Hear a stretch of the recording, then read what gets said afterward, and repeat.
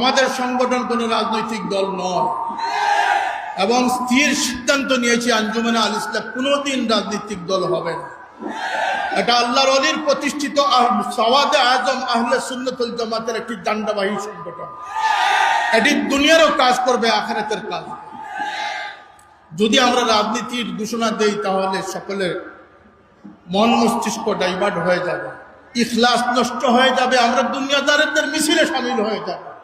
আল্লাহর ওয়াস্তে আমার এই সংগঠনগুলোর নাম নিয়ে কোনো রাজনৈতিক বক্তব্য দেওয়া থেকে বিরত থাকবেন। আমি ব্যক্তি স্বতন্ত্র হয়ে দাঁড়াতে পারি, আমার শাহেদ খান স্বতন্ত্র হয়ে দাঁড়াতে পারে, মৌলানা বেলাল স্বতন্ত্র হয়ে দাঁড়াতে পারে, মৌলানা সিরাজুল ইসলাম ফারুকী স্বতন্ত্র হয়ে দাঁড়াতে পারে। পারলে তাদের সাথে পাল্লা দিয়ে তাদের মোকাবিলা। আমি শুনেছি অনেক জায়গায় আল ইসলাম তালামিজকে উদ্দেশ্য প্রণোদিতভাবে অনেক বদনাম দেওয়া হচ্ছে।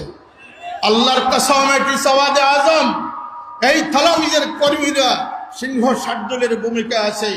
ইনশাল্লাহ যে তরবিয়তে তারা আদর্শবান হয়েছে তাদের প্রাণ দিবে, কিন্তু তারা কোনো বাতিলের সাথে আপোষ করে না।